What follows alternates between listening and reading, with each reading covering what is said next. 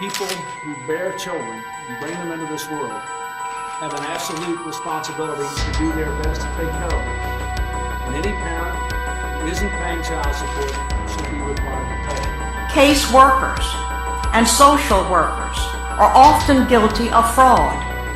They withhold and destroy evidence, and they seek wrongly to terminate parental rights. More than 100,000 American children just like these don't have a permanent home.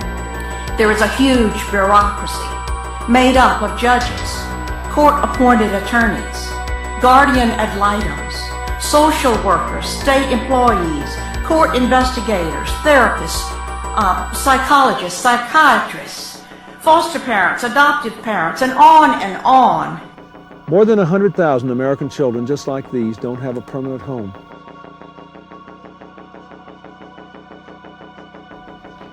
The action I'm taking today builds on the work we've been doing for the last 2 years to step up child support enforcement. Just last week, the Department of Health and Human Services reported that we collected a record $703 million. Who are looking to the children in state care for their job security. Judges have control over private living arrangements and income of 48.3 million Americans. The United States Census Bureau reported in 2002 that $40 billion in transfer payments were made between households of custody parents and other parents. The action I'm taking today builds on the work we've been doing for the last 2 years to step up child support enforcement. Just last week, the Department of Health and Human Services reported that we collected a record $703 million. That money, $40 billion, is under the direction and control of family court judges. Reported that we collected a record $703 million. In environments covered with confidentiality laws that protect the wrong people. Any comments on the alleged allegation of your connection with Jeffrey Epstein? No.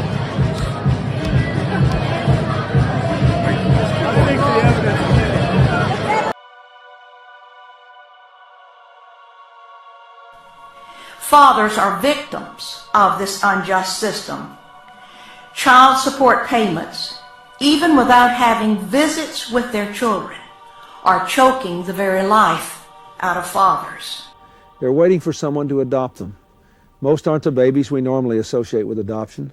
Some are older, some have brothers and sisters who want to stay together. Some have a disability, but they all need a family to help them grow up healthy and happy. And they all need a lot of love. And they all need a lot of love. And they all need a lot of love. And they all need a lot of love.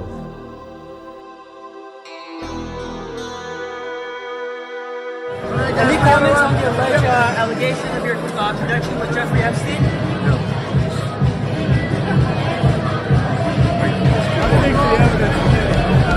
For more information, call the National Adoption Center at 1-800-TO-ADOPT. Adoption is easier than you think.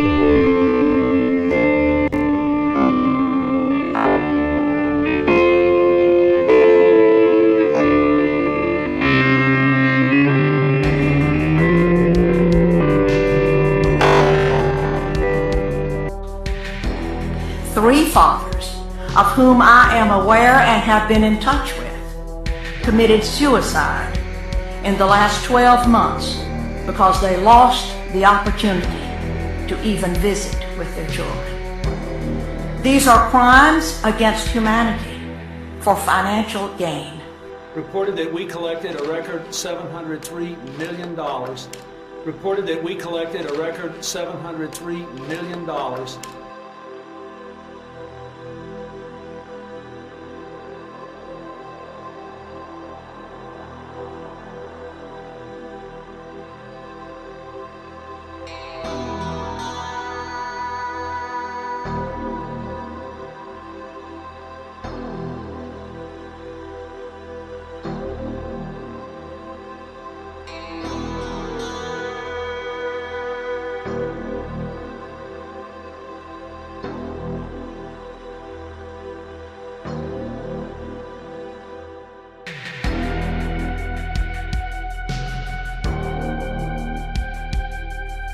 Rights are removed from parents. Human rights, civil rights, and even religious rights. We'll make the federal government a model employer in the area of child support enforcement. It will make it easier for us to find federal employees who don't meet their obligations to their children. It will speed up our ability to garnish wages and force them to pay the child support they owe. Any parent who is avoiding his or her child support should listen carefully. We will find you, we will catch you, we will make you pay. Children should not suffer for their parents' mistakes. Too many children in this country do suffer because of their parents' irresponsible behavior. We can't let them be punished any longer. When parents don't provide the child support they owe, their children pay forever, and in more ways than financial. The toughest enforcement measures ever proposed for child support were part of the welfare reform legislation I sent to the Congress last year. Our plan said to absent parents, if you're not paying your child support, we'll garnish your wages, suspend your license, track you across state lines, and if necessary, require you to work off what you owe. Child support enforcement is essential to the welfare reform effort, and Congress should include these tough child support enforcement measures in the proposed welfare reform legislation. We should be tough on deadbeat parents, not on innocent children.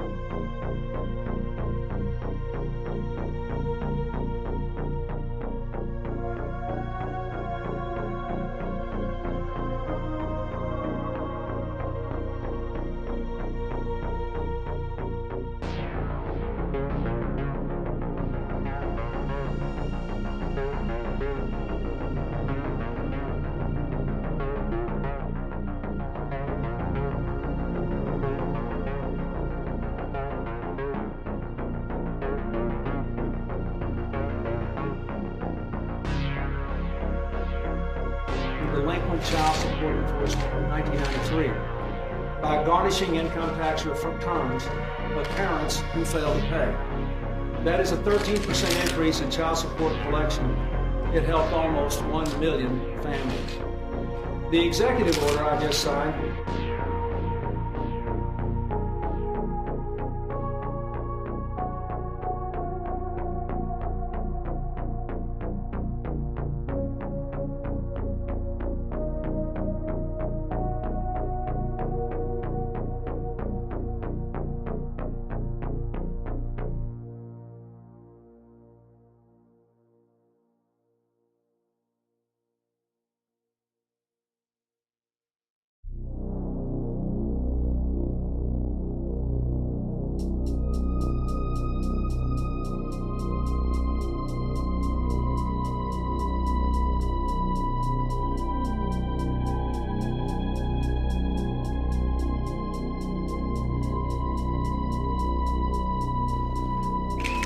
Again, I thank all the people who helped to put together this child support enforcement order. We will proceed to aggressively implement it. Thank you. Here's the problem! Bill Clinton is a rapist! Infowars.com! Here's the problem! Bill Clinton is a rapist! Infowars.com!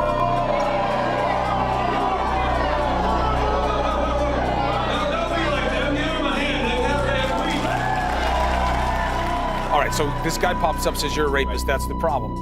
Bill Clinton went on to talk about the supporters and the dynamic, and he used the word rednecks.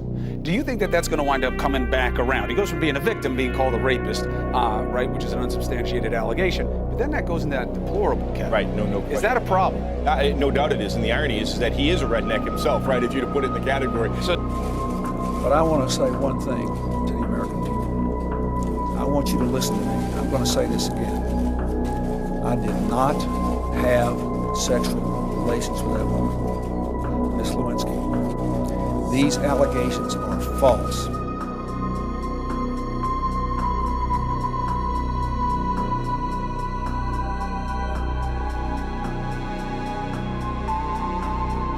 Indeed, I did have a relationship with Miss Lewinsky that was not appropriate. In fact, it was wrong. And I need to go back to work for the American people. More than 100,000 American children just like these don't have a permanent home.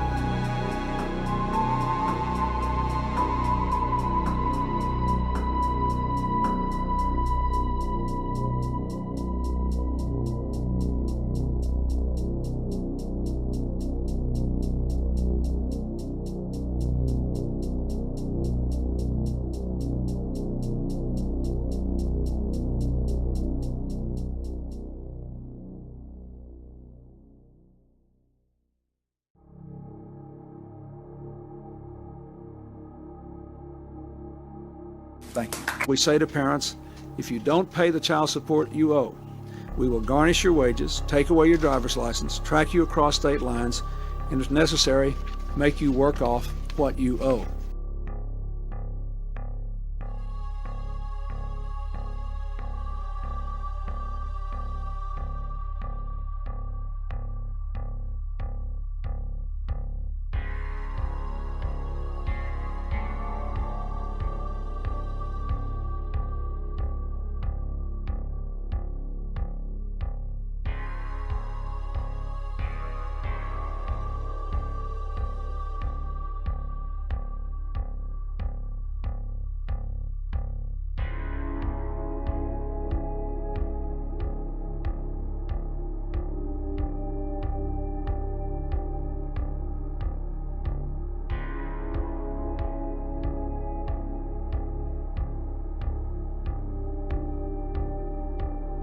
Do you consider yourself a deadbeat dad?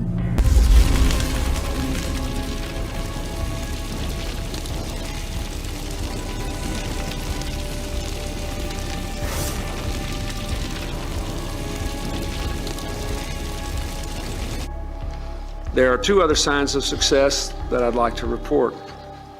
Last year, our effort to find out the identity of fathers allowed us to establish paternity in 1.3 million cases.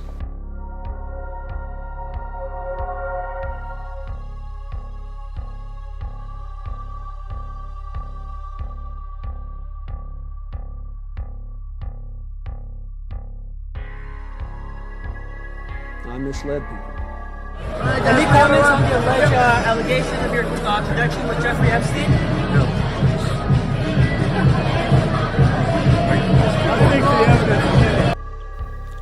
This provision will cause great stress.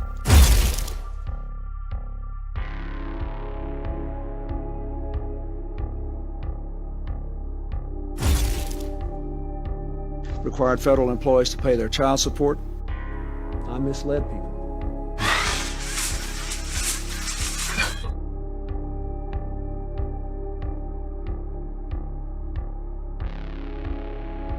We say to parents, if you don't pay the child support you owe, we will garnish your wages, take away your driver's license, track you across state lines, and if necessary, make you work off what you owe.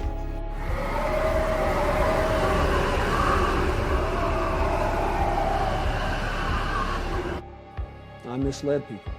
Your right hand and repeat after me. I, William Jefferson Clinton, do solemnly swear I, William Jefferson Clinton, do solemnly swear that I will faithfully execute that I will faithfully execute and will to the best of my ability and will, to the best of my ability, preserve, protect, and defend the Constitution of the United States. preserve, protect, and defend the Constitution of the United States. So help me God. So help me God. Good luck. I know that my public comments gave a false impression. I misled people. The preeminent mission of our new government is to give all Americans an opportunity, a real opportunity, to build better lives.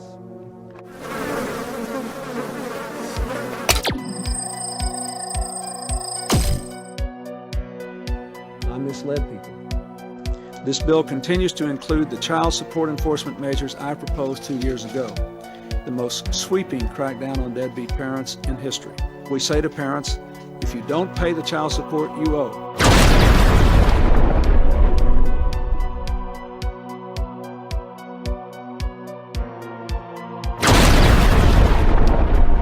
we will garnish your wages, take away your driver's license, track you across state lines, and if necessary, make you work off what you owe. I misled people. I've always pledged to do my best to force them to do so if they refused. We have waged an unprecedented campaign to make deadbeat parents live up to their obligations. Thanks to tougher laws, more sophisticated tracking, powerful new collection tools, we've increased child support collections by 68% in the last 5 years. Do you consider yourself a deadbeat dad? I misled people. Our new national database for identifying deadbeat parents across state lines has found more than 1 million delinquent parents in just the first 9 months of its operation.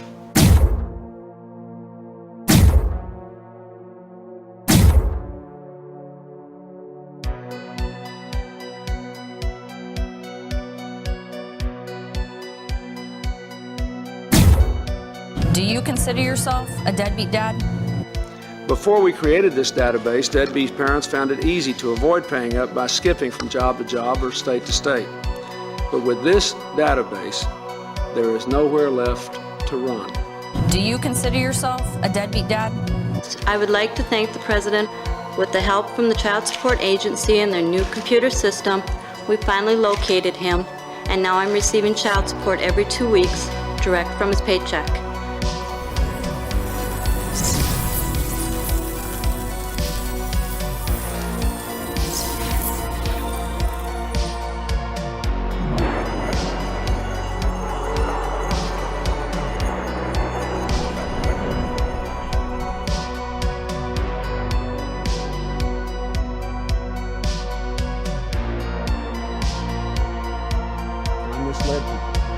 Making parents pay unpaid child support offenders were rounded up in Knox County today.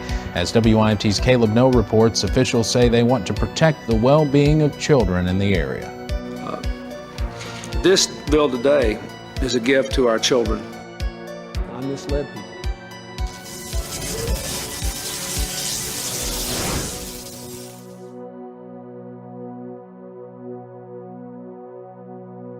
We say to parents, if you don't pay the child support you owe, we will garnish your wages, take away your driver's license, track you across state lines, and if necessary, make you work off what you owe.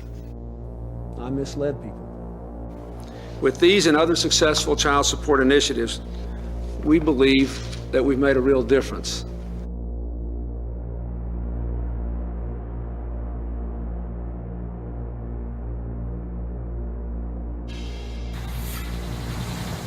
Carlisle, Indiana, home to Wabash Valley Correctional, a state prison. It's also home to Sean Everett. He lives behind these gates inside the minimum security camp. Everett is serving a 4-year sentence for felony non-support of a dependent. I misled people.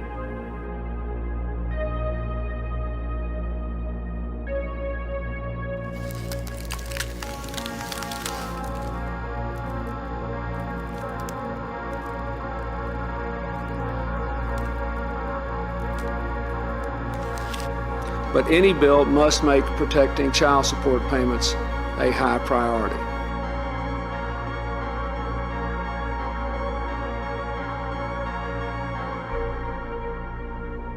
I can only tell you I was motivated by many factors.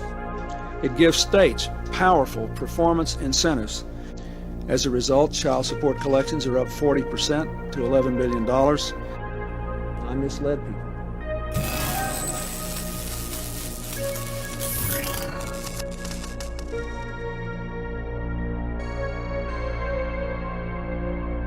This bill must also not let anyone off the hook.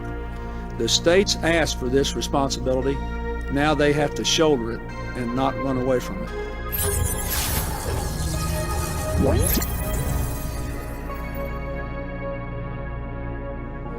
I misled people.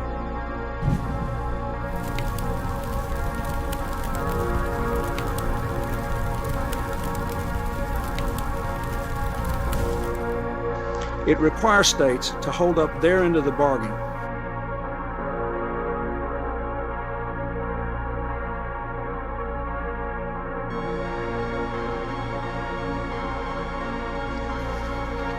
I will do everything in my power, in other words, to make sure that this bill lifts people up. I misled people. Law enforcement in Knox County is cracking down on those who do not pay child support. Today, the Sheriff's Office partnered with the Barberville Police to do so in the form of a roundup. The goal was to arrest those wanted for flagrant non-payment of child support. They started this morning with 10 warrants and were able to make 7 arrests, a number that Sheriff Mike Smith was pleased with. Today was the first child support roundup since he took over as sheriff in January, but he says it won't be the last. Do you consider yourself a deadbeat dad?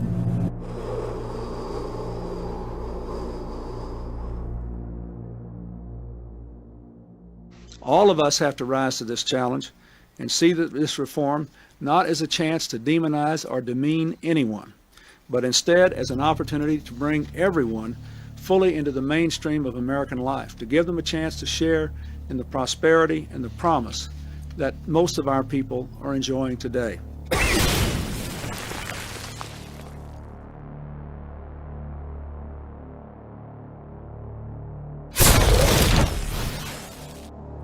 I misled people.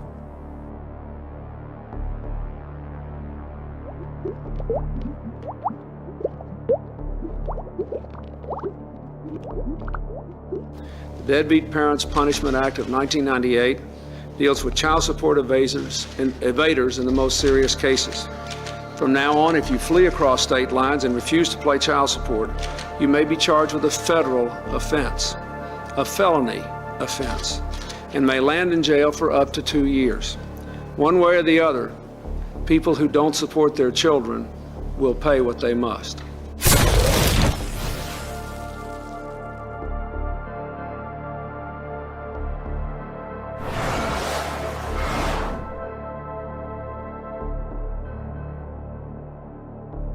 Do you consider yourself a deadbeat dad?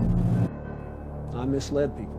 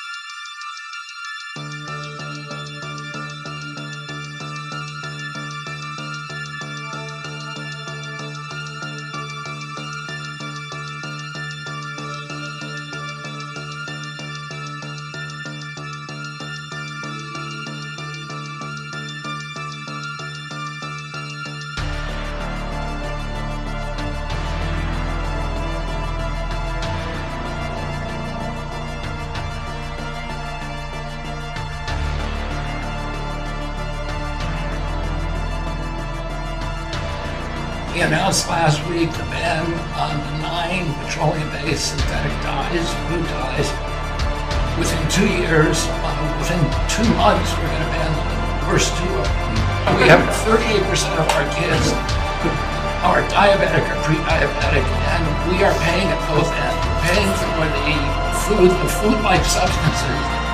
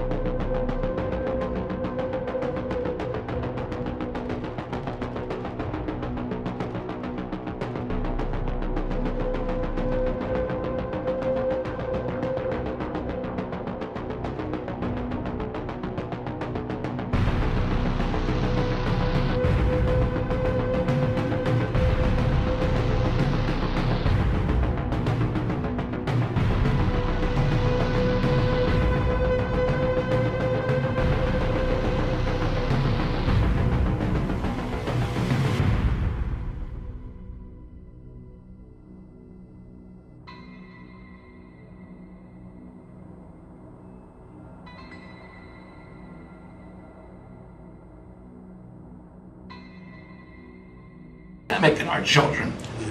We have ended HHS as the role as the vector, the principal vector in this country for child trafficking.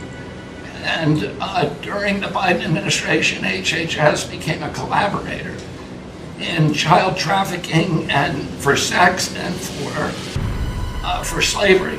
And we have ended that, and we're very aggressively going out and trying to find these children, the 300,000 children that were lost by the Biden administration. And we have ended funding for gender mutilation surgeries and other kind of gender dysphoria practices, and thanks to Elon, we have saved $67 billion at our agency without compromising any of our critical programs. Here are our final witnesses. Ms. Rodas is recognized for 5 minutes. Good afternoon, Chairman McClintock, Ranking Member Japal, and distinguished members of the committee. It is an honor to be here.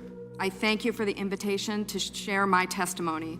My goal is to inspire action to safeguard the lives of migrant children, including the staggering 85,000 that are missing. Today, children will work overnight shifts at slaughterhouses, factories, restaurants to pay their debts to smugglers and traffickers. Today, children will be sold for sex. Today, children will call a hotline to report they are being abused, neglected, and trafficked, and we don't know if they're going to get the help they need.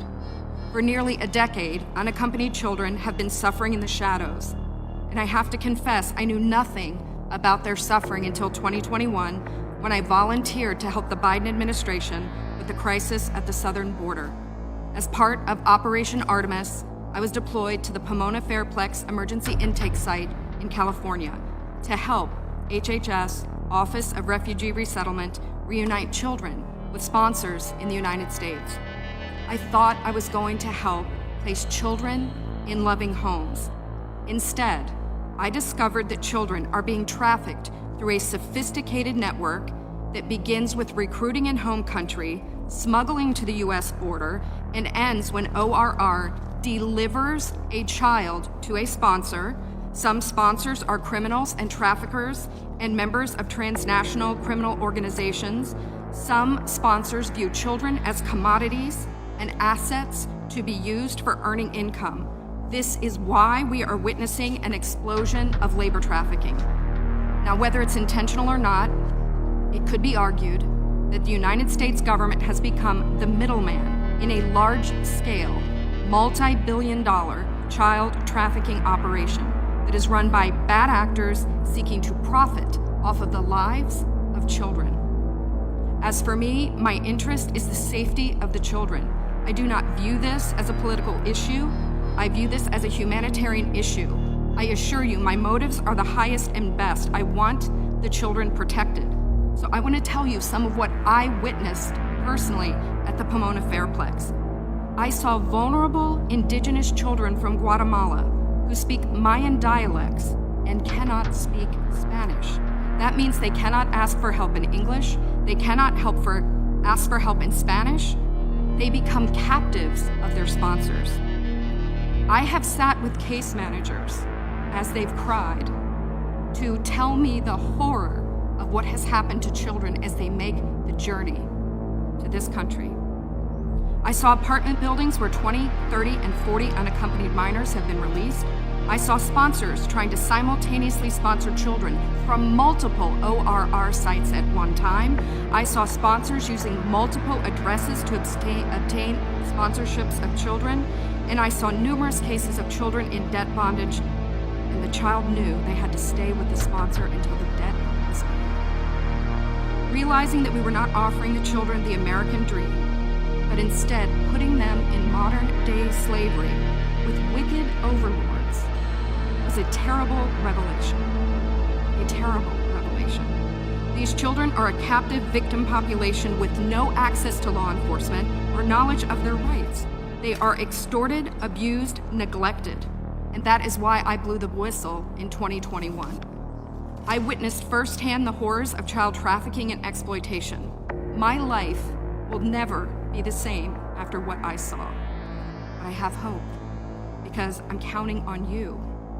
It's my hope that you'll take action to end this crisis, to safeguard the lives of most of these vulnerable children. People have asked me, what can be done? What would you suggest? Well, first, I think HHS's number one priority is oversight. They must commit to oversight, transparency, and accountability. If I could wave a magic wand, this, I believe, could be quickly solved by experts in the IG community. There is a Pandemic Analytics Center of Excellence, or the PACE as we call it. I believe if data analysts at the PACE could look at the data, children could be rescued, criminals could be prosecuted.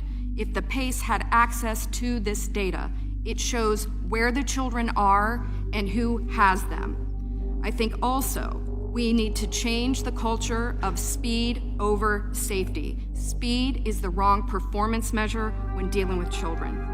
We need to revamp the vetting process of sponsors and have case managers who have investigative backgrounds, data analytics backgrounds, some certified fraud examiners.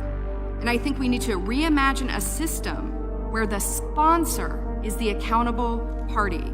Sponsors should be required to report to ORR. And lastly, stop retaliating against whistleblowers. Stop retaliating against the people who are trying to tell the truth to save the children.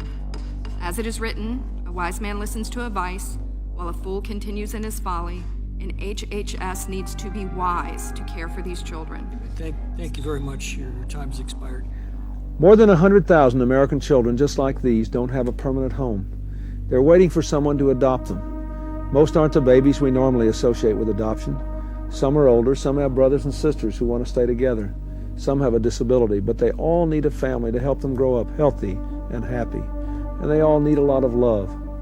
For more information, call the National Adoption Center at 1-800-2-ADOPT. Adoption is easier than you think.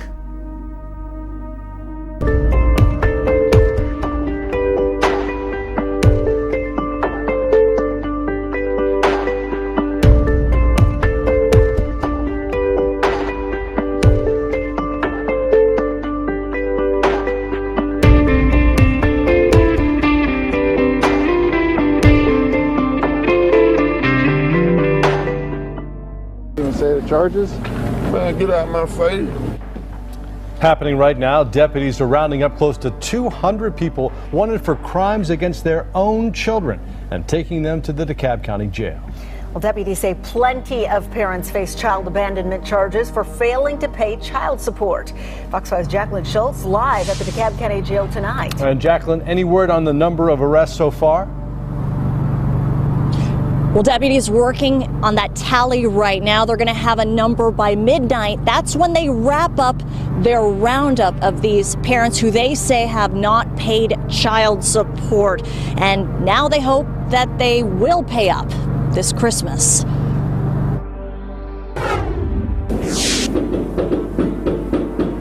Special holiday delivery, not from Santa. Today we're conducting Operation Deadbeat Parents, which we've done every year. DeKalb County deputies say they're on the hunt for close to 200 parents. It's important, especially this time of the year. These are kids that are without because of parents not paying the child support. According to deputies, they're searching for parents who owe hundreds to thousands in child support and haven't paid up in some time.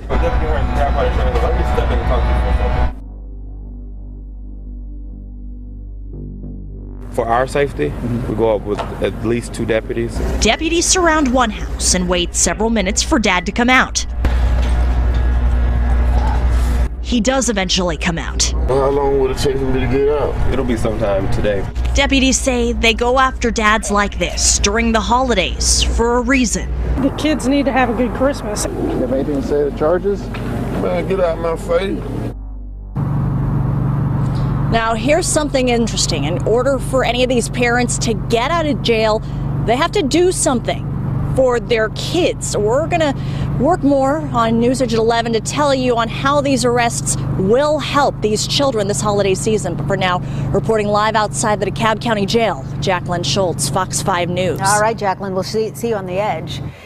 This morning, Governor Abbott is ordering an investigation into a state facility for foster children. This after an employee claimed workers who were supposed to be taking care of trafficking victims were actually trafficking the children themselves. KENS 5 reporter Alyssa Tejas is joining us live now with more. And Alyssa, this shelter was actually contracted by the Texas Department of Family and Protective Services. That's right, Sarah. What they tell us is that at this point they are investigating. The employee tells us that it happens at the refuge in Bastrop in Austin, involving 7 victims ranging in age from 11 to 17 and were victimized by 9 employees. This was discussed during an emergency court hearing on Thursday brought by U.S. District Judge Janice Jack.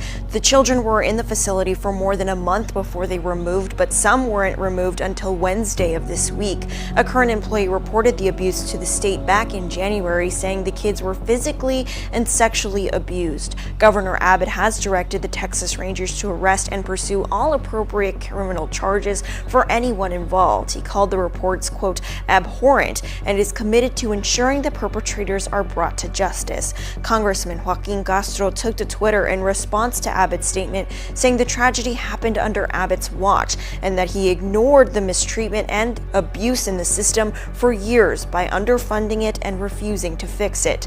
The judge ordered the state to reveal the identities of the alleged perpetrators as well as the victims by noon today. Reporting from the Northwest Side, I'm Alyssa Tejas, KENS 5. 25 million adults and children. That is the number of people believed to be exploited by human trafficking worldwide. As the U.S. State Department releases its annual Trafficking in Persons report, we examine the Trump administration's efforts to protect those vulnerable individuals and hold other governments accountable in the fight against this global problem. Joining me now on Skype is Ambassador John Cotton Richmond, Ambassador at Large to monitor and combat trafficking in persons. Mr. Ambassador, welcome to the show. Great to have you. Thank you so much. I know this report is the 20th in a row looking at human trafficking, or as many people refer to it, modern-day slavery. Can you talk about the different types of trafficking and the people who are most at risk? Absolutely. This is our 20th edition of the Trafficking in Persons report. It was released by the Secretary of State yesterday, and it looks at all forms of trafficking, both sex trafficking as well as forced labor. The Trafficking Victims Protection Act is the statute of the United States that came into force in 2000, same year that we got the UN Protocol against trafficking. And since then, we have seen a major shift around the world as countries are passing laws declaring trafficking to be wrong and trying to help victims. Ambassador, can you talk about what the victims go through at the hands of traffickers and what type of impact it has on their human dignity? Well, every victim experience is going to be unique. Everyone's going to respond differently, and traffickers use different types of coercion. Some are physically violent, and others use nonviolent forms of coercion, like manipulation or debt bondage. Thank you. We say to parents, if you don't pay the child support you owe, we will garnish your wages, take away your driver's license, track you across state lines, and if necessary, make you work off what you owe. And traffickers use different types of coercion. Some are physically violent, and others use nonviolent forms of coercion, like manipulation or debt bondage. Thank you. We say to parents, if you don't pay the child support you owe, we will garnish your wages, take away your driver's license, track you across state lines, and if necessary, make you work off what you owe. Some will use threats of reputational harm. Some will use addictive substances and drugs to control people. But one common thing that every victim suffers is the fact that the trafficker is using coercion to take away their freedom. They don't get to make the most basic decisions about their lives, when they wake up in the morning, where they work, or who touches their bodies. And that can create all sorts of trauma and challenges for survivors when they finally are free of their traffickers as they try to deal with that and thrive into their new freedom. Yeah, and this year also marks the 20th anniversary of the Trafficking Victims Protection Act. For people who may not be familiar with it, tell us a little bit about it and the progress that's been made over the last 2 decades. It was a landmark piece of legislation that really tried to answer this question: how do we stop the way modern traffickers actually operate? And we needed a new law to do that. And since the United States passed that law, we've now seen 154 countries around the world follow suit and pass comprehensive anti-trafficking legislation. It makes sure that all forms of trafficking are criminalized, that is forced labor as well as sex trafficking.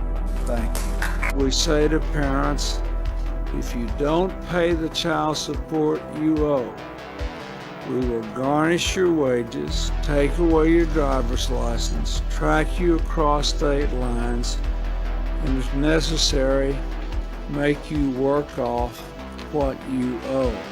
It makes sure that we take a victim-centered approach, that we make sure that in all the ways that we do this, we have a rights-based, victim-centered approach to make sure that victims get the care they need.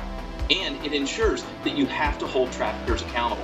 We can't have situations where traffickers, even if they're convicted, don't suffer any punishment. Ambassador, was there anything in this year's report that surprised you?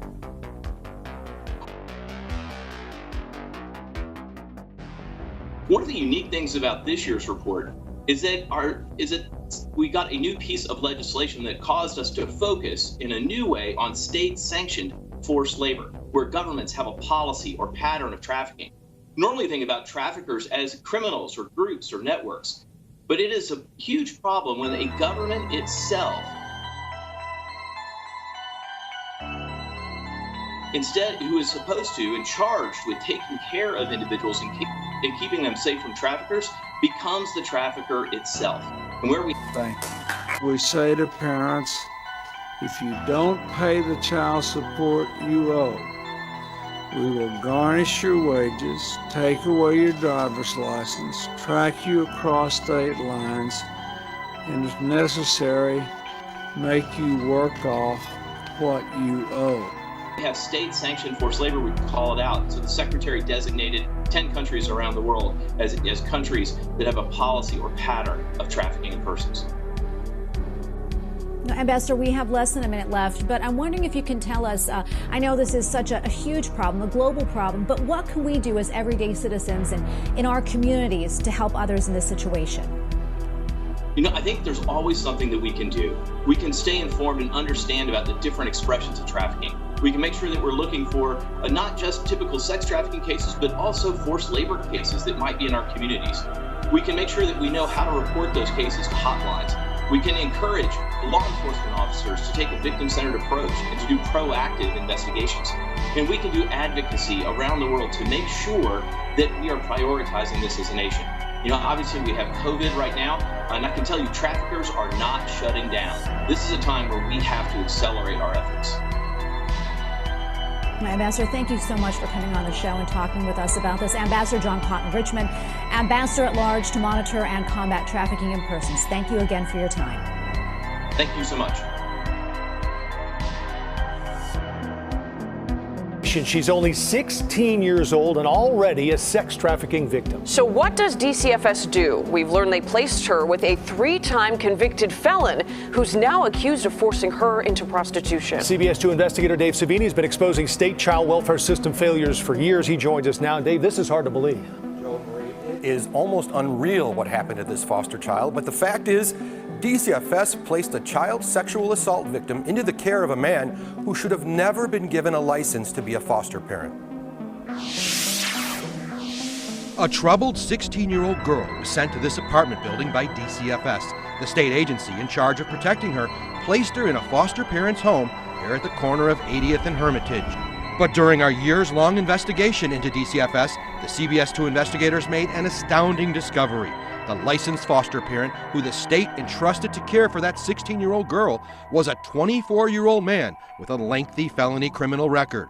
His name is Eric Johnson, and he's also an accused sex trafficker. They license him as a foster parent. They license this 24-year-old pimp as a foster parent for a 16-year-old girl who had a history of being they were paying tax money to him as a foster parent while he was trafficking a 16-year-old girl in DCFS care. For 3 years now, we've been investigating DCFS. We've uncovered a disturbing pattern by DCFS, bouncing children from home to home and not getting kids like this girl the proper specialized care. We discovered the teen's case this week when a judge heard evidence of how DCFS hired a psychologist nearly a year ago who told the Child Welfare Agency the girl needed to be in a secure residential treatment sex trafficking program. So you're saying on top of everything else, she had a history of being trafficked. That's right. And they put her in a home with a pimp. That's right. We asked Cook County Public Guardian Charles Goldberg about the way DCFS handled her case. She needed a secure residential placement that was highly structured and had an intensive program for victims of sex trafficking.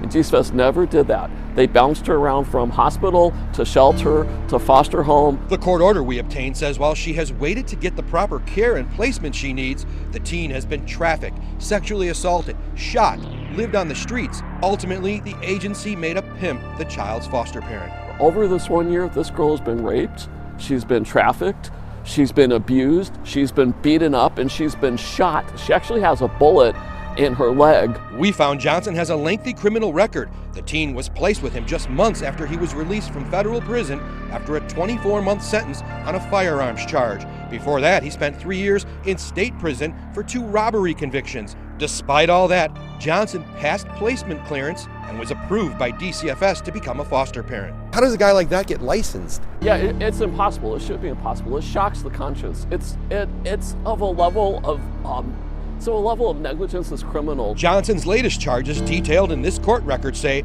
the juvenile victim was being advertised and prostituted on a known sex website. What does this say about the background checking system at DCFS? It says that they're not doing background checks. It says that it's broken. It says that it's dysfunction. It says that maybe we're at the point that we should just abolish DCFS altogether. Goldberg says he's now exploring the possibility of filing a civil rights lawsuit on behalf of the child against DCFS. We are digging into how all of this happened, and we will stay on it, Joel. What's the latest on the girl, Dave? Great question. The girl is in a shelter, and she is still awaiting a treatment program. They're giving DCFS until March 27th. The 27th, okay. We know you'll stay on it and looking forward to updates on We got to this. find out how this guy got this kid. Absolutely. All right, Dave Savini, thank you so much. More than 100 child deaths not reported to a state watchdog, a group that makes sure CPS is doing its job protecting children from abuse and neglect.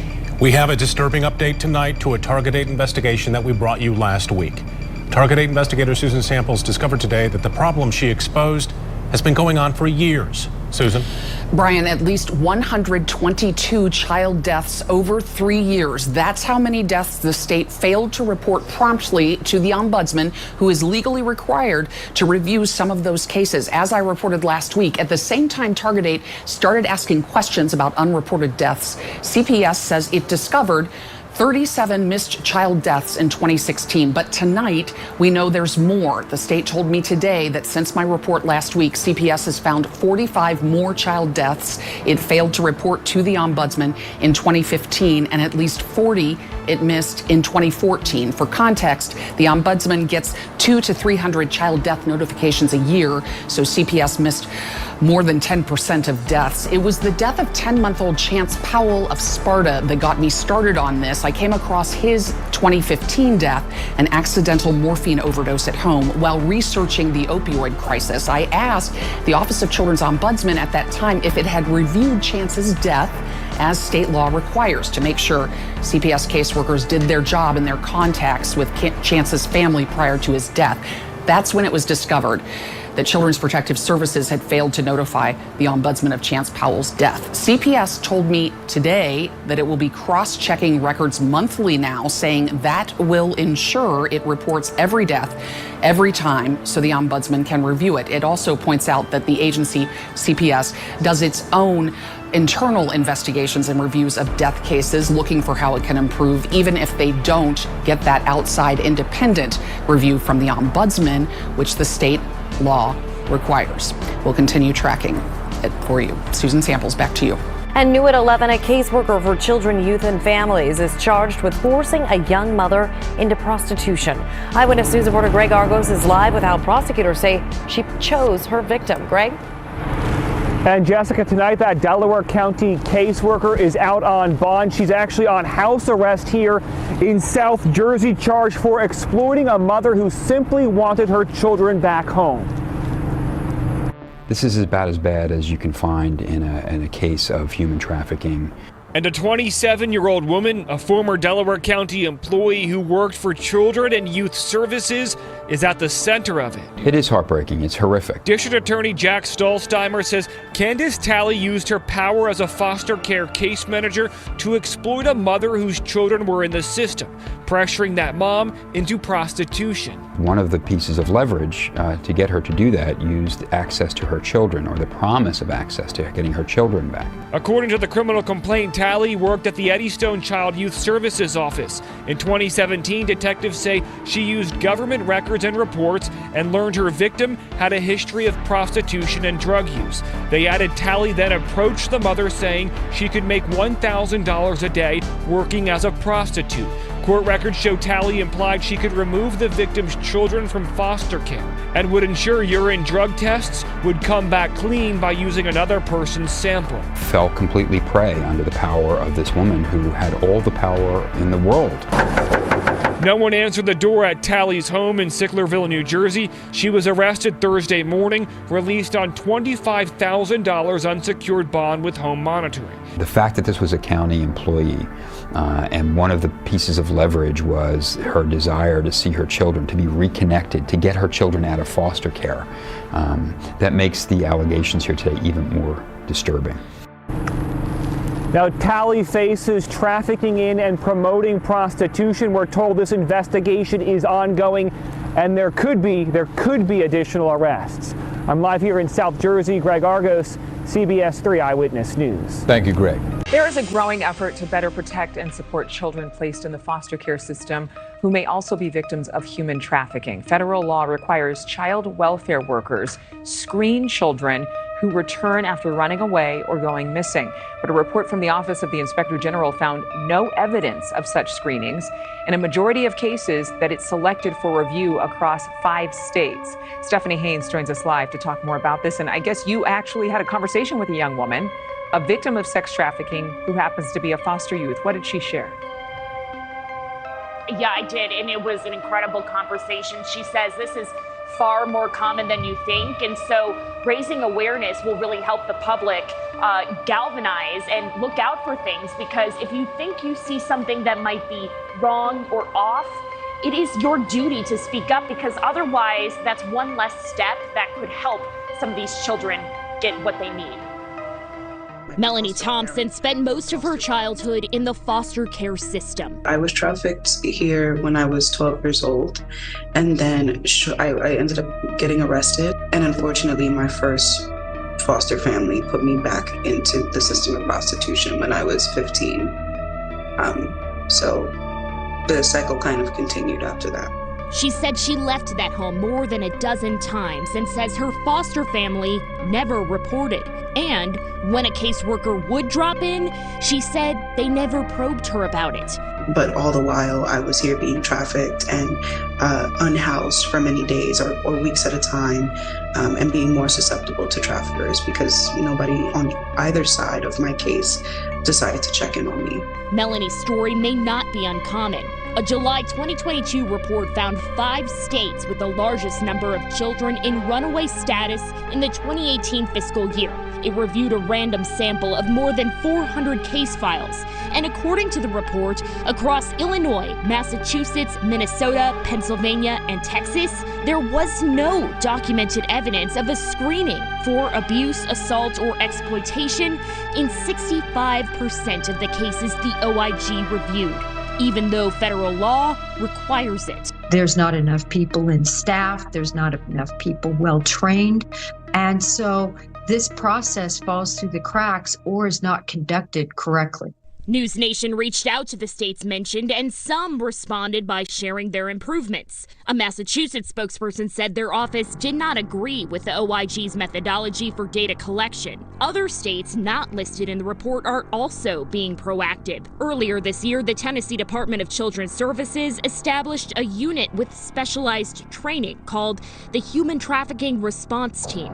But we are developing a training, very thorough, in-depth training to have foster parents take to understand, to try to recognize the signs of human trafficking. Survivors like Melanie think better training is critical because it can be tough for kids to speak out. The majority of us don't know. I didn't know what was happening to me when it was happening to me. And Melanie wants everyone to know there is hope for survivors like her. She went on to get her bachelor's degree, and now here she is doing advocacy work and trying to help other people who are just like her. Adrian. All right, Stephanie, very honorable work and very difficult work, too. Thank you so much. Thank you for watching. Go to newsnationnow.com to find News Nation on your television provider. And don't forget to click the red subscribe button below to get more of News Nation's fact-driven, unbiased coverage. I just really haven't wanted to let him go since I picked him up. Jessie McCombs has good reason to hold her 4-year-old a little tighter after she said 2 imposters showed up to her home, a woman followed by a man. Said that she was with CPS and that she was there about my son's injuries and that they were to take him into protective custody. Jessie said she was initially confused And thought she for sure had the wrong house until she told me his name and birthday. She said both were dressed professionally when they showed up here Monday around 7:30 a.m. near State Avenue and 120th Street and said the woman did all the talking. I asked her, can you show me some identification? Can you show me this order that you supposedly have? She refused to show me that. A red flag. People are potentially trying to just snatch my kid.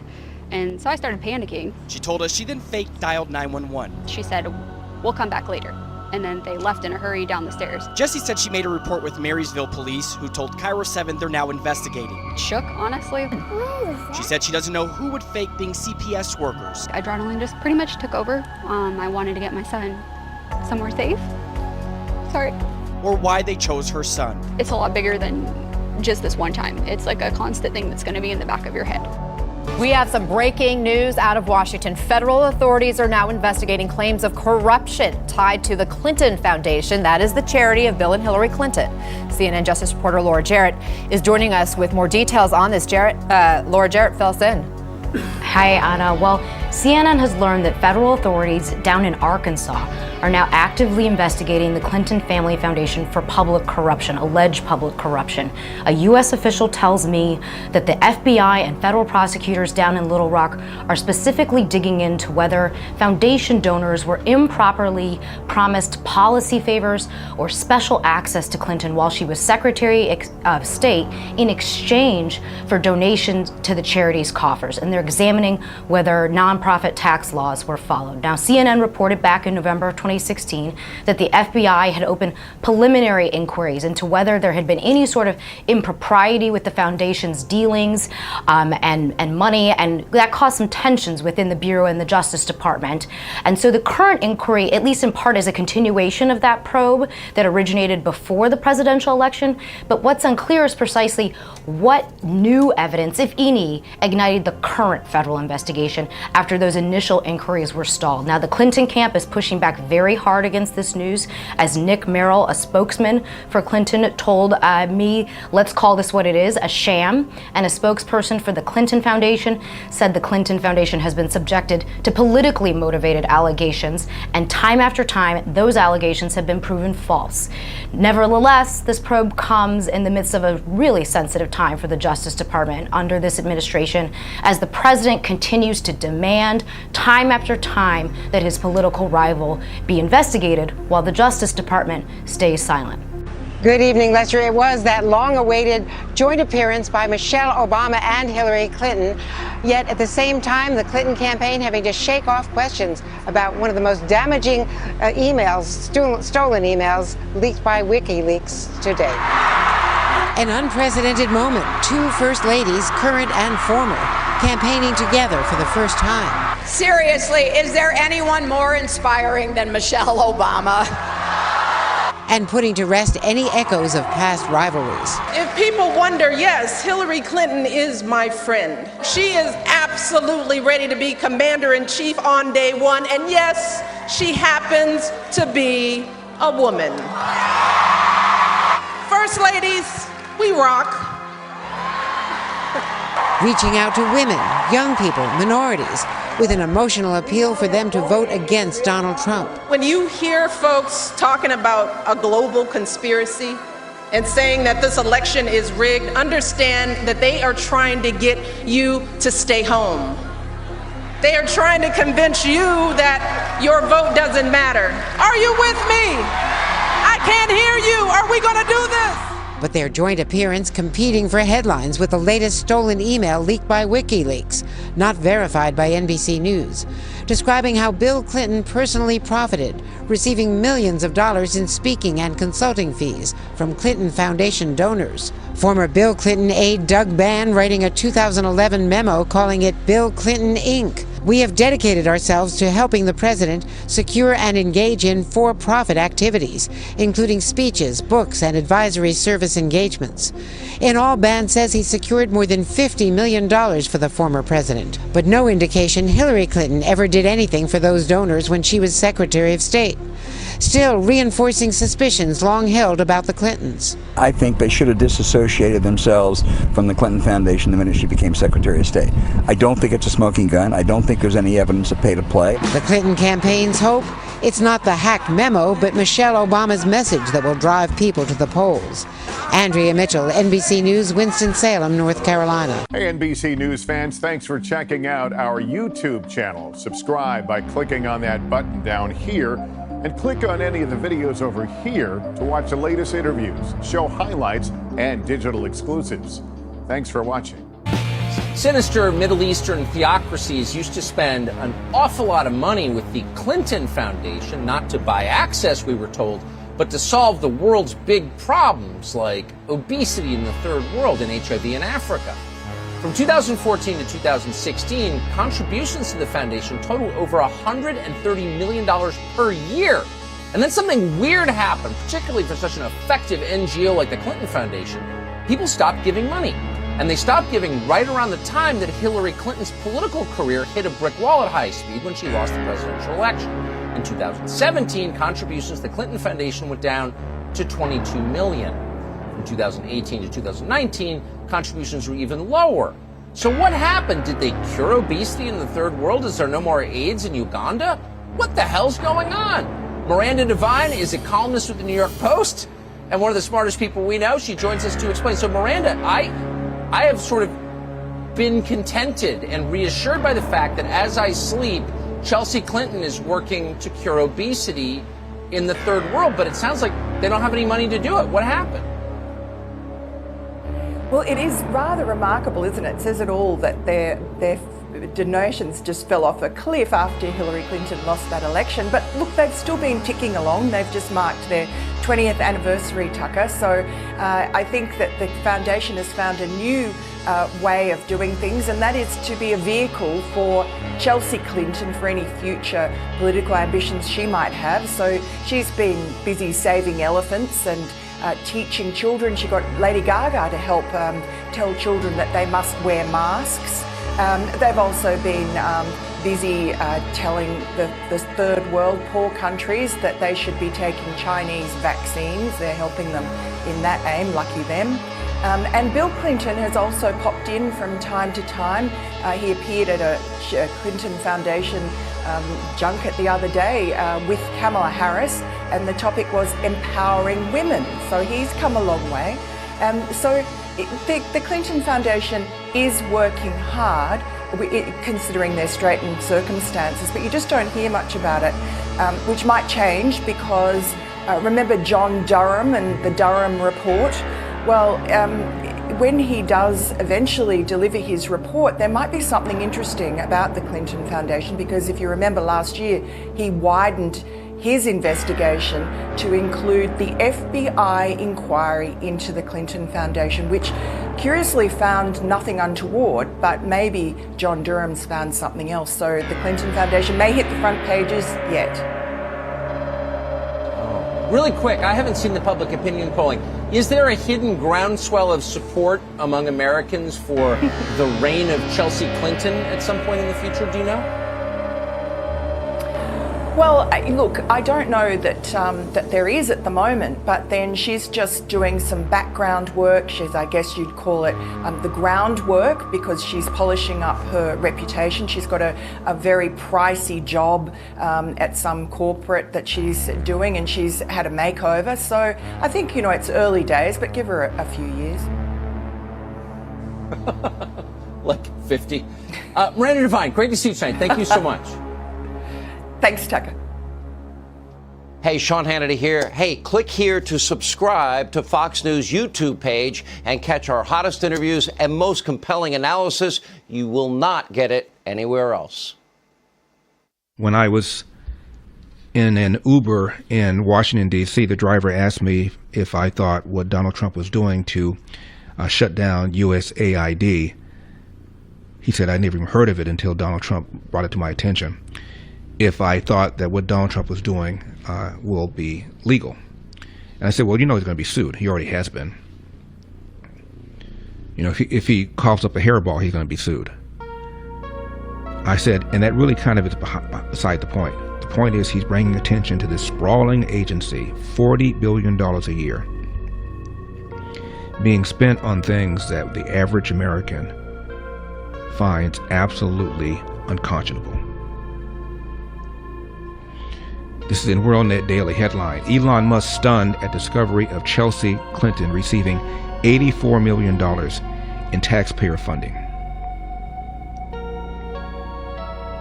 There's a journalist named Liz Croykin. By the way, she is a entertainment journalist based in New York. And when Donald Trump first ran in 2016, and all these things people said about him being a racist and a sexist and mean and nasty and vulgar, she said, I've been covering this man for over 10 years. It is my job to dig up dirt and write about public figures. And believe me, if I had heard that Donald Trump was a racist, Donald Trump was a sexist, I would have written about it, and I would have been rewarded for having done so. It wasn't until he announced he was running for president as a Republican that all these stories started coming forth. She said, I would have known if they were true. They're not true.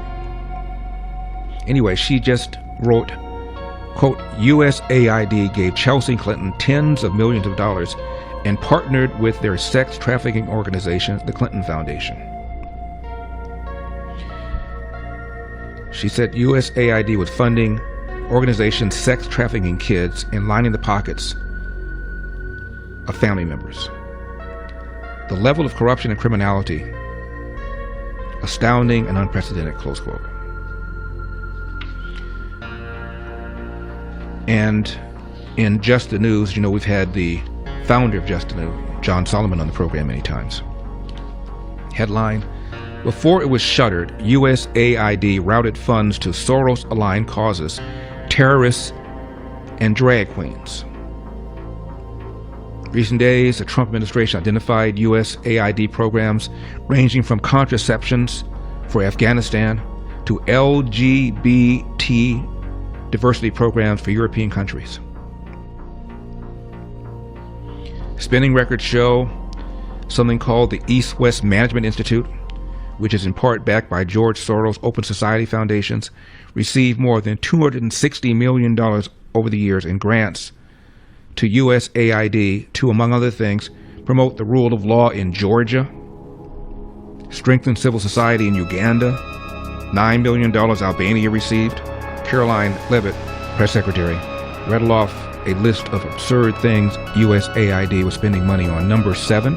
And I would just say a strong message to Democrats who are out there pretending to be outraged about the long list of crap that this administration is cutting, federal waste and funding, like $2 million for sex changes in Guatemala, $6 million to fund tourism in Egypt, $20 million on a new Sesame Street show in Iraq, $4.5 million to combat disinformation in Kazakhstan. I could go on, and I'm happy to provide this list to every single one of you. Democrats are outraged that the American people want to be, they want their taxpayers going to good uses, not stuff like this. But then they're very quiet about the fact that there are still North Carolinians and people in California who have lost everything, and in the last 4 years, this federal government did nothing to help them. This president will continue to put Americans first, and I think the successes of this week so far speak to that, and it's only Wednesday. So I'll see you guys later this week, and we'll see you this afternoon. Thank you very much. And this gentleman has had it with the Democratic Party, to which he's belonged his entire life. Number 6. This political party The Democratic Party have lied to us about everything. They've lied about being the party of the middle class. They've lied about being the party of peace. They've lied about being the party that wants to help poor people. Okay? What the last several weeks have proven to us all is that this is a cadre of criminals and losers and spoiled children of affluent parents who were more concerned about looking good than actually doing good. These are people who were more concerned about looking like they were doing something for the American people than actually doing things for the American people. And that's why I'm so angry. Because this party lied to me while stealing my tax dollars. The Democratic Party lied to us all while they brought in millions of illegal immigrants for their own political purposes for the last 4 years. 20 to 30 million illegal aliens brought in, and now we come to USAID being probably the largest money laundering operation in American history. Congratulations, Dems. You've outdone even Bernie Madoff. I'm disgusted beyond words. Disgusted with the waste of money. Disgusted with the waste, with the fraud. With the way that you people use color legitimacy, and the way you use black people as mules to get us to push whatever agenda you wanted to. The amount of division you used black people to sow upon the American people, you used us for that. And I will never, ever forgive this political party. The shit that I've gone through personally. Y'all were supposed to be the party of free speech, the party of women's rights. You have immolated all of those things. And then, as if enough weren't enough, you then decide that you're going to die on the hill of USAID, a government audit. You're trying to prevent a government audit because some of you really are trying to stay out of prison. We see the game now. Y'all been out here telling us that the game was rigged against certain people. Well, now we found out who the people that were rigging the game were. Congratulations. Y'all are never going to win another political race ever again. Not if I can help it. Thanks for watching these clips from The Larry Elder Show. If you enjoyed this content, be sure to subscribe to my channel and hit the bell icon so you never miss a moment. More thought-provoking discussions are just a click away, so stay tuned, and we'll see you in the next one. So to be clear, you're not concerned about anything that could come out about you and Jeffrey Epstein? My plane rides with Jeffrey Epstein, I took 2 plane rides with him. Once in 1993, when I went down to visit my mother in Palm Beach. Remember, nobody knew about anything about Jeffrey Epstein's nefarious activities till 2006. So he was a public figure and a big philanthropist. My wife knew his girlfriend, Ghislaine Maxwell, and they offered us a ride when we were going down to see my mother. I was with 2 children and my wife out on the plane at that time. I knew nothing about Jeffrey Epstein, and then I think 1 or 2 years later, we took my kids fossil hunting on the Pine Ridge Reservation in South Dakota. And those are, that was the extent of anything that I had to do with Jeffrey Epstein's airplane. Of course, I ran across Jeffrey Epstein at parties, at fundraisers, for the Robin Hood fundraiser in New York. But other than that, I had no relationship with him. So nothing that could come out that you're concerned about in terms of the campaign or anything like that? Nothing at all. I hope everything that is known about Jeffrey Epstein comes out. I have no doubt that I am Bill Clinton's son. 30-year-old Danny Williams claims he's the biological son of Bill Clinton, and he's now pleading with Monica Lewinsky to help him by providing genetic material from her infamous blue dress for a DNA test. I would love to see the DNA test done. Williams, who is from Hot Springs, Arkansas, says his mom, a former prostitute, said she had sex with the 42nd president on 13 occasions, and that he is the only Caucasian man that she had relations with. In his open letter to Lewinsky, Williams writes that it's not about politics or money, but that he's desperate to find the truth to understand who he is and where he comes from. 17 years ago, Williams' mother sold her story to a tabloid, which claims it looked at both Clinton's DNA markers and his, and came to the conclusion that Clinton was not his father. Now Williams is trying to raise $100,000 with a GoFundMe campaign to help with legal representation. Be sure to watch Inside Edition. Mr. President, I ask unanimous consent with respect to the Regan nomination. The motion to reconsider be considered made and laid upon the table, and the President be immediately notified of the Senate's action. Without objection. Now, Mr. President, first let me explain to the public and the senators what we're doing here.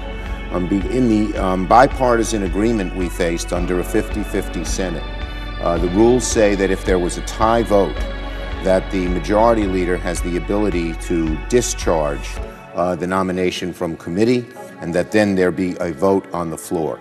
In this case, the nomination of Javier Becerra, Secretary of Health and Human Services, there was a tie vote in the Finance Committee. And what I will be doing in a moment is invoking that rule so that there can be 4 hours of debate on the motion, equally divided. And we will debate whether Becerra should be approved. Obviously, he only needs approval with 50 or 51 votes if the Vice President comes to break the tie. I would just say a brief word here. It's confounding to me that Mr. Becerra, Javier Becerra, did not get some votes from the other side of the aisle. He is an eminently qualified member. He was an outstanding member of Congress. He was a very good Attorney General. And he has led the charge to keep people's health care. When he was Attorney General, he was involved in the lawsuits of those who wanted to repeal the ACA.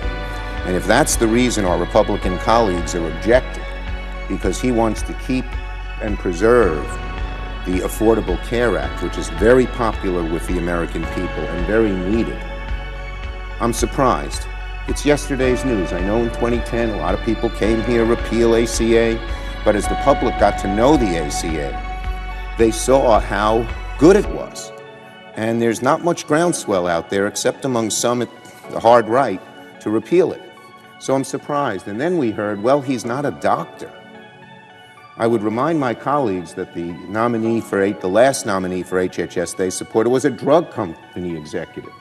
Are our Republican friends saying they'd rather have a drug company executive who was not a doctor either than somebody who's been a very careful, smart attorney who has been fighting for people to get better health care? I'm surprised.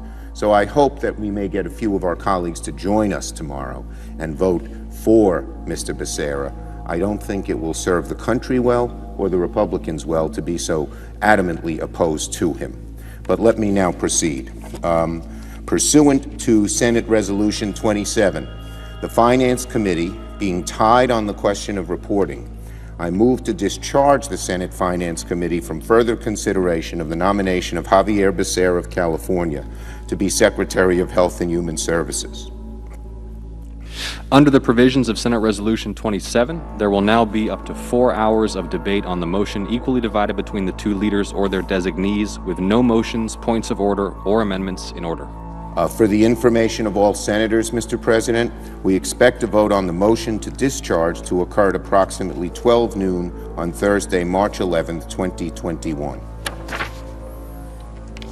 Now, Mr. President, I ask unanimous consent that the Senate proceed to legislative session and be in a period of morning business with senators permitted to speak therein for up to 10 minutes each. Without objection. And Mr. President, I ask unanimous consent that when the Senate completes its business today, it adjourn until 10:30 a.m. Thursday, March 11th, that following the prayer and the pledge, the morning hour be deemed expired, the journal of proceedings be approved to date, the time for the two leaders be reserved for their use later in the day, and morning business be closed. That upon the conclusion of morning business, the Senate proceed to executive session and resume consideration of the motion to discharge the nomination of Javier Becerra from the Committee on Finance, with the time expiring at 12 noon. Further, upon disposition of the motion to discharge, the Senate resume consideration of the nomination of Deborah Haaland to be Secretary of Interior. Finally, that the cloture motion on the Haaland nomination ripen at 1:30 p.m. Without objection. So, for the information of senators, there will be 2 roll call votes during Thursday's session of the Senate at 12 o'clock noon on the motion to discharge the Becerra nomination and at 1:30 p.m. on the motion to invoke cloture on the Haaland nomination. If there is no further business to come before the Senate, I ask that it stand adjourned under the previous order following the remarks of Senator Sullivan. Without objection. Thank you. Concerns about HHS policies about children who identify as a gender that's not their biological gender. Specifically, I expressed my concerns about parental rights not being respected in basic decision-making about life-changing treatments and surgeries. You failed to respond timely or completely. I again wrote to you on January 12, 2023 to request you provide timely and complete responses. You responded, but Mr. Secretary, you neither fully nor completely responded to my questions, and particularly my document request. Will you commit to providing timely and complete responses to my questions and documented requests to my letters of December 22, 2022 and January 12, 2023? Yes or no? Madam Chair, we will work in good faith with you to try to address any requests that you make in your oversight capacity. Will you commit to providing timely and complete responses to all letters I send you henceforth? Congressman, we will again work with you closely and certainly in good faith to try to address any requests. As you know, the longstanding practice in the executive branch is to try to respond to the requests of the chairs of the committee, so we can make sure you have that information. You're going to need to work just a tad harder to comply. Mr. Secretary, in my earlier letters to you, I noted how the family is the most basic unit of society, and parents have the inalienable right and responsibility to educate and rear their children. Yet there are examples around the country where Child Protective Services have taken children from the homes of loving parents because parents do not support life-altering surgeries or other medical interventions on their children who have been diagnosed with gender dysphoria. In California, one parent lost custody of her daughter, and court permitted only 1 hour of visitation each week because the mother did not want her daughter to receive gender interventions. In Ohio, a husband and wife lost custody of their 17-year-old daughter because they would not consent to cross-sex hormones. Instead of standing up for parents, the Biden administration has pushed to make it easier for children with healthy bodies to access puberty blockers, cross-sex hormones, and life-altering irreversible surgeries. I'm saying children. HHS has even weaponized its Office for Civil Rights to threaten providers and health plans that refuse to assess children diagnosed with gender dysphoria in receiving surgical or hormonal medical interventions. What planned regulations and guidance documents do you have under consideration for the Child Abuse Prevention and Treatment Act, Family Violence Prevention and Services Act, and child care programs that will discuss policies related to gender diverse, gender minority, or transgender issues? Congresswoman, that was either a very long question or I missed the actual question in the comments. What regulations and guidance do you have planned under the legislation, Child Abuse Prevention and Treatment Act, Family Violence Prevention and Services Act, and child care programs? We will do everything through regulation that we can to make sure we can enforce the statutory provisions in those acts to make sure that we're protecting every individual that's entitled to those protections under those new laws. We'll do everything for a transgender child that we would do for any child because they have the same rights to access care that they need. You mean you're going to protect children who have one biological sex and may think that they have a different biological sex. So what's your estimated timing for such regulations and guidance? Congresswoman, I can get back to you on that because I can't say that there's a particular time frame, but I would say that gender-affirming care is a standard of care that's recognized by every major medical association in this country, and that means that you're talking over 1 million providers who have been part of that process of affirming that type of care. And so what we're going to do is make sure that when it comes to implementing the laws that you and your colleagues have passed, that we do it without discriminating against any group, and we protect every individual. It's unfortunate that you don't have the same feeling about protecting the lives of unborn children so that they would have the chance to be born and live life. Mr. James, you're recognized for 5 minutes. Thank you, Madam Chairwoman. Good morning, Mr. Secretary. How are you? Or I guess it's after. The retweet, which is what it was, just a retweet, was from somebody that's a very respected conservative pundit. So I think I was fine, yeah. President Donald Trump is someone who has really trafficked in conspiracy theories for many years, long before he ended up in the Oval Office. This is, of course, the man who was really the driver behind the lie that Barack Obama was not a U.S. citizen, was not born in the United States. Trump has always gotten energized and kind of excited by some of these conspiracies. You know, when you're a private citizen, though, that is one thing. When you're doing that as president of the United States, it's a whole nother thing. The megaphone that you have as president gives you just this enormous platform to really push conspiracies. And we have seen that in office, Trump really hasn't shied away from using that huge platform to dispense misinformation, to raise things that are floating around on some of the fringes of the internet. Do you really think the Clintons are involved in Jeffrey Epstein's death? I have no idea. I know he was on his plane 27 times. And he said he was on the plane 4 times. But when they checked the plane log, Bill Clinton, who is a very good friend of Epstein, he was on the plane about 27 or 28 times. Epstein had an island that was not a good place as I understand it, and I was never there. So you have to ask, did Bill Clinton go to the island? That's the question. If you find that out, you're going to know a lot. Often what he will do is he will sort of raise a question. He will say, you know, I don't know if this is true or not, but it's something that people are talking about. So he has a little bit of deniability, saying, hey, I never said that was right. I just said it was something that people are talking about. One of the other ways that he does that is in retweets. It's something that he is pushing forward using his enormous platform on Twitter to promote. It's not in his own words, which gives him a little bit of deniability around that. And we saw this as he was leaving for a rally in Pennsylvania, where he basically defended retweeting a conspiracy theory involving Bill Clinton and Jeffrey Epstein. Yeah, he's a very highly respected conservative pundit. He's a big Trump fan. That was a retweet. That wasn't from me. That was from him. But he's a man who has 500,000 followers, a lot of followers, and he's respected. As to why he does it, you know, it's one of those continuing questions about the Trump presidency. Is he doing it because he wants to deflect from other things that are happening?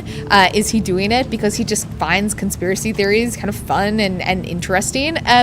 Or is he doing it because he really believes some of these things? You know, in talking to people around him, you know, they have all kinds of theories of their own on this habit of his. But certainly it's something that, you know, I would expect to continue deep into the election for sure.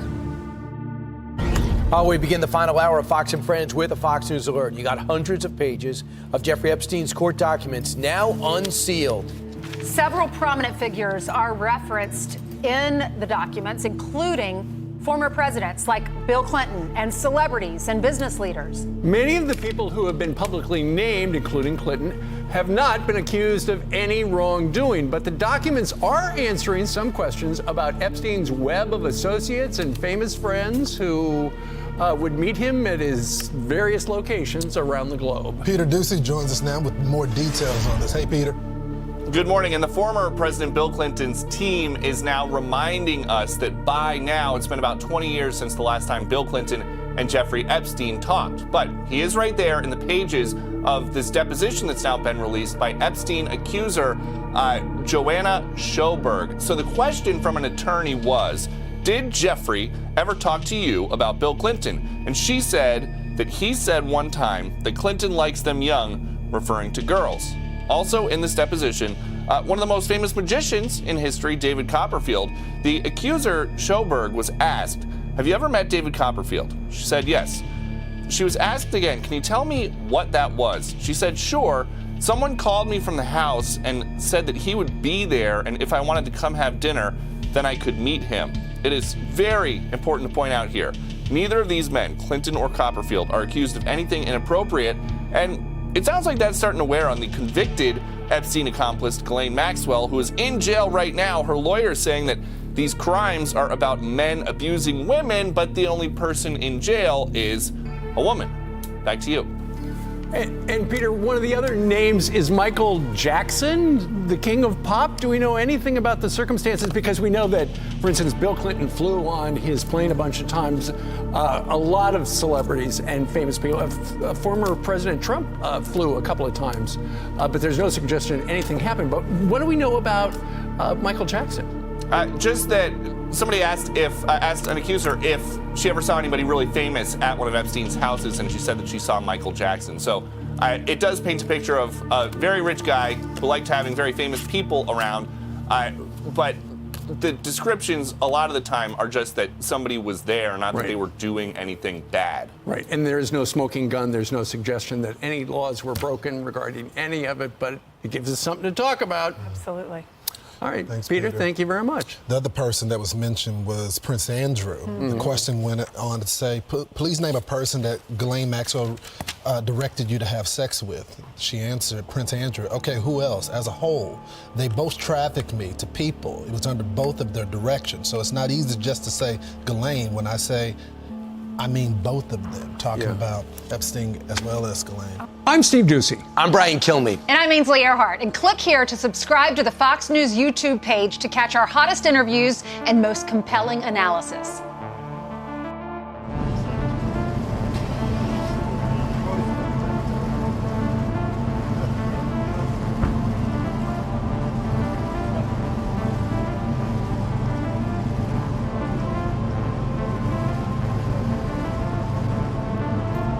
Okay, anybody else?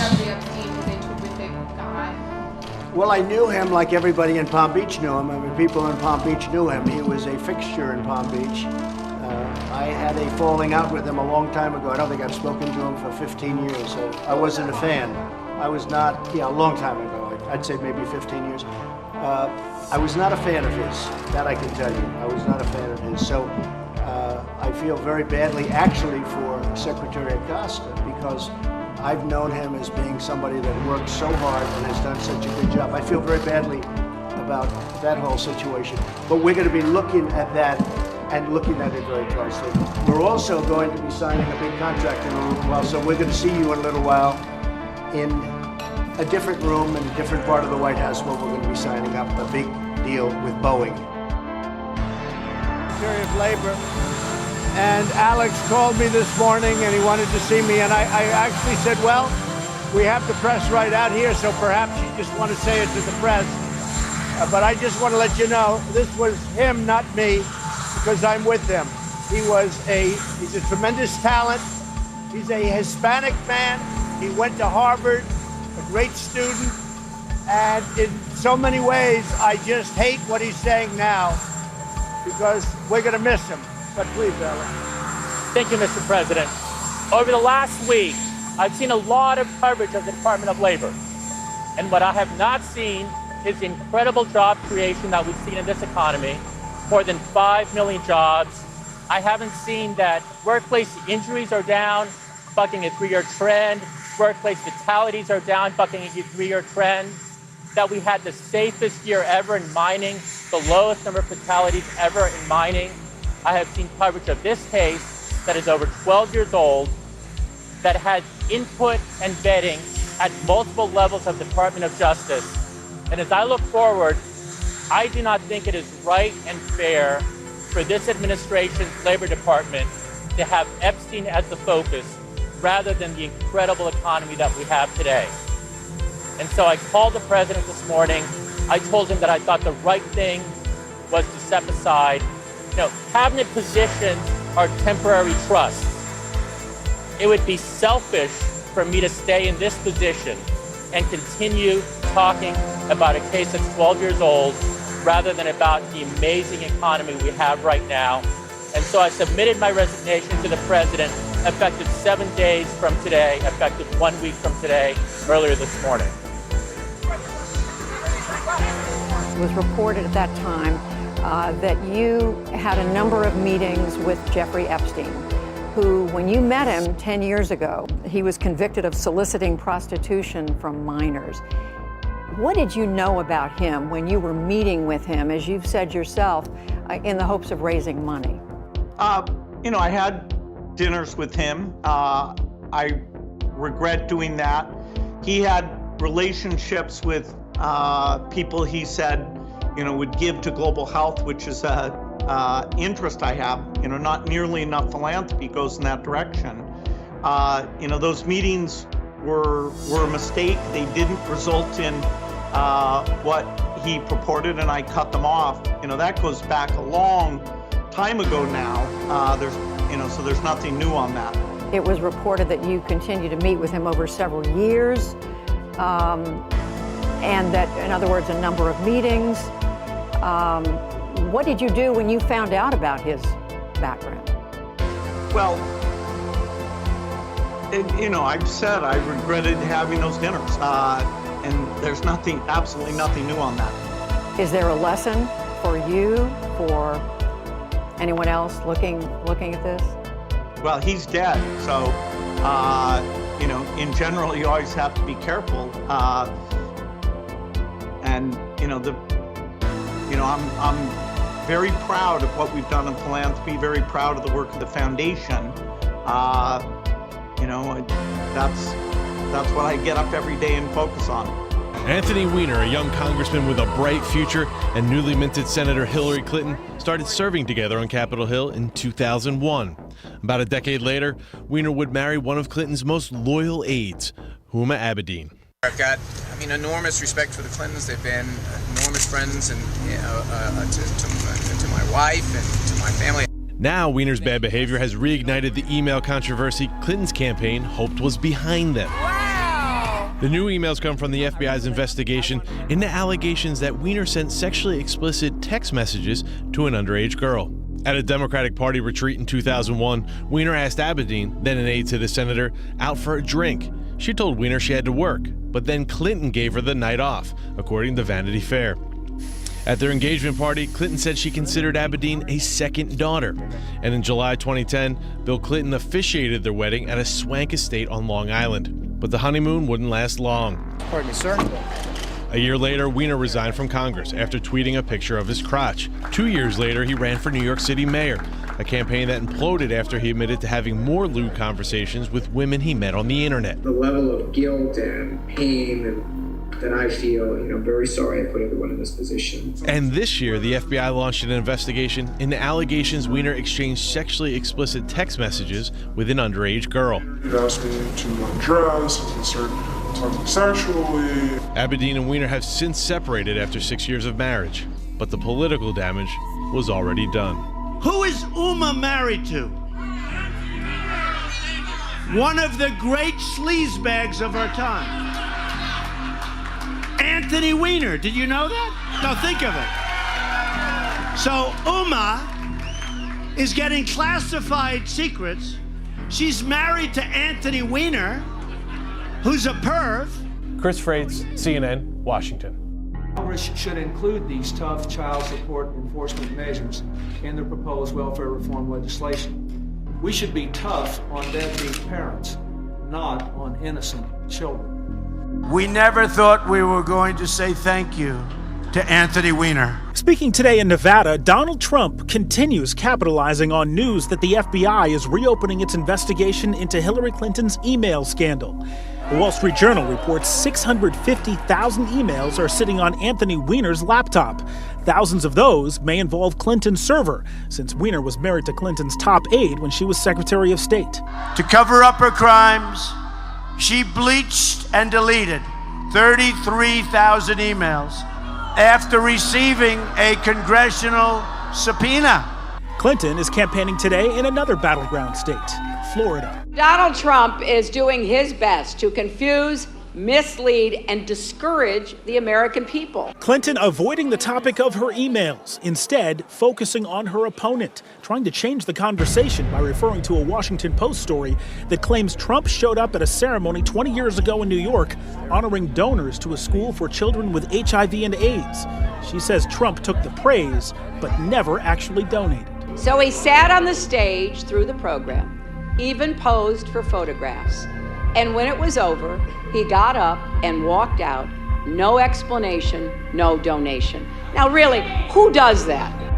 And tonight, 4 senior Democratic senators are urging the Justice Department and the FBI to provide more detailed information by Monday about where this investigation stands. Nicole?